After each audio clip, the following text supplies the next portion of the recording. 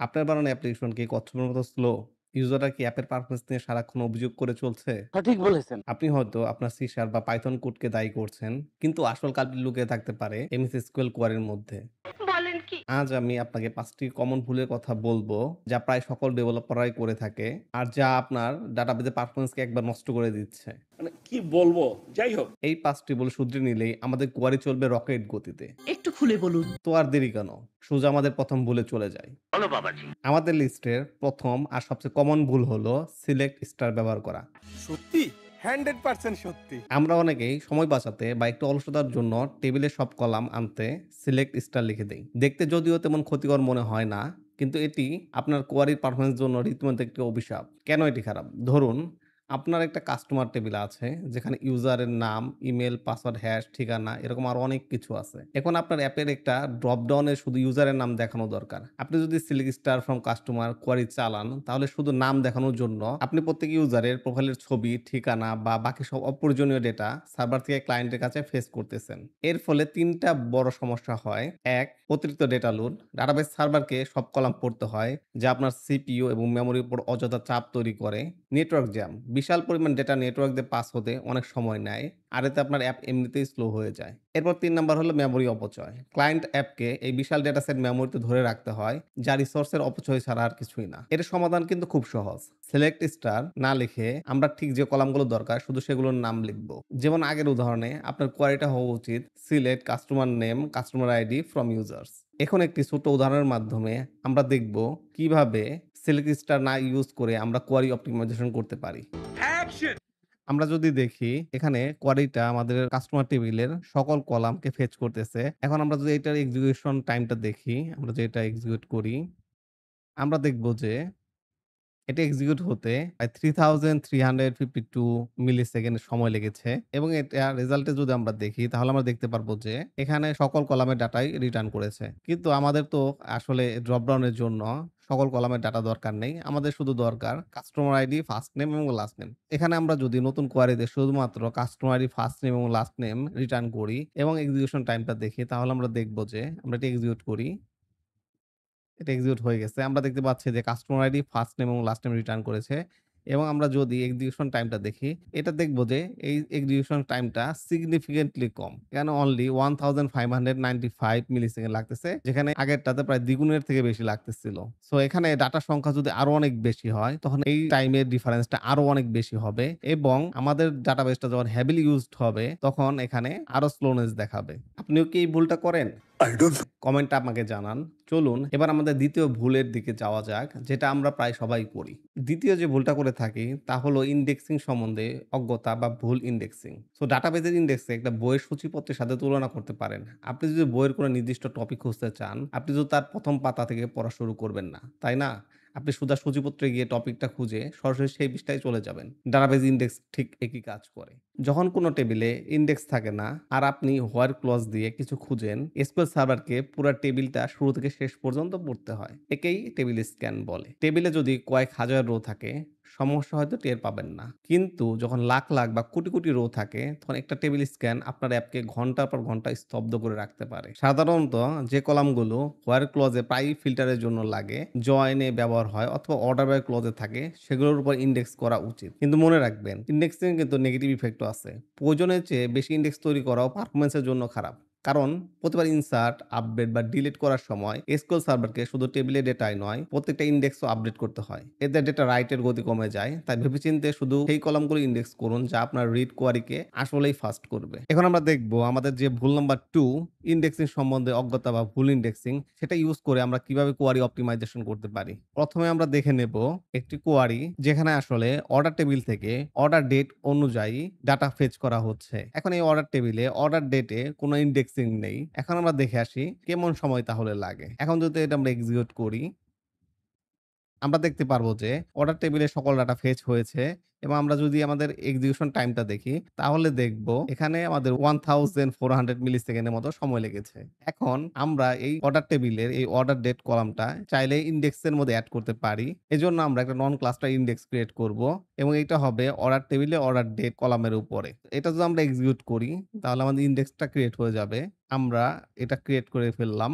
এখন যদি আমরা সেম কোয়েরিটা আবার রান করি, এক্সিকিউট করি, আমরা দেখব যে আমাদের elapsed টাইমটা কিছুটা হলেও কমেছে। এখানে যত নতুন ডাটা ইনসার্ট হবে এবং ডাটার পরিমাণ বাড়বে, এই ইনডেক্সের সুবিধা আমরা তত বেশি পেতে থাকব। ৩ নাম্বার ভুলটি হলো where clause এ কলামের উপর ফাংশন ব্যবহার করা। এটা একটা সাইলেন্ট কিলার। অনেক ডেভেলপার জানেনই না যে where clause এর ফিল্টার করার সময় কলামের উপর সরাসরি কোনো ফাংশন চাপালে তা আপনার কোয়েরিকে শেষ করে দেয়। সহজ ভাষায় কোয়েরিটা ইনডেক্স ব্যবহার করে ডাটা খুঁজতে পারবে না। যখনই আপনি কলামের উপর ইয়ার, কনভার্ট, লোয়ার বা এই ধরনের কোনো ফাংশন ব্যবহার করেন এসকিউএল সার্ভারের অপ্টিমাইজেশন তখন আর ওই কলামের ইনডেক্সটা ব্যবহার করতে পারে না। এখন আমরা আমাদের যে ভুল নাম্বার 3 হোয়ার ক্লজে কলামের উপর ফাংশন ব্যবহার করা সেটার একটা উদাহরণ দেখব। আমরা যদি একটা কোয়েরি দেখি যে এই কোয়েরির মধ্যে আমরা ২০২৫ সালে যে সকল অর্ডার আছে সেগুলো ফেচ করতেছি। এখানে আমরা হোয়ার ক্লজের মধ্যে একটি বিল্ট ইন ফাংশন ইউজ করেছি যেটা আসলে ইউজ করার ফলে যে অর্ডার ডেটটা আমাদের ইনডেক্সের মধ্যে ছিল সেটা আর কাজ করবে না। সো যখন এই কোয়েরিটা এক্সিকিউট হবে তখন টেবিলটা স্ক্যান হবে। এখন আমরা চাইলে এই কোয়েরিটা একটু অন্যভাবে লিখে আমরা এই ফাংশনটা রিমুভ করতে পারি এবং এর মাধ্যমে আমরা ইনডেক্সের সুবিধাটা নিতে পারি।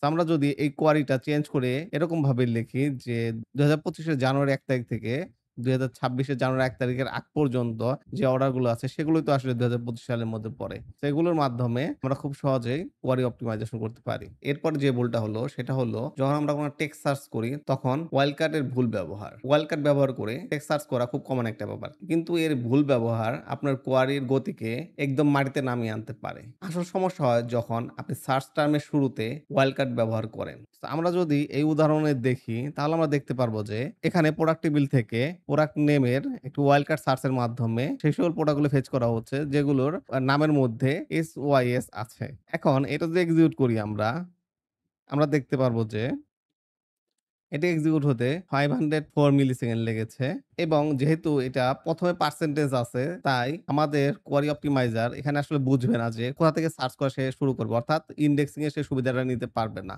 এখন আমরা যদি এই কোয়েরিটা একটু অন্যভাবে লিখতাম, যেমন আমরা প্রোডাক্টের নেমের শুরুর যে অংশটুকু সেটা আমরা যদি জানি এবং এরপর থেকে সার্চ করি তাহলে কোয়েরি অপ্টিমাইজার এখানে ইনডেক্স ইউজ করতে পারবে। এটা আমরা যদি এক্সিকিউট করি আমরা দেখব যে এখানে elapsed টাইম সেটা অনেক কম লাগতেছে।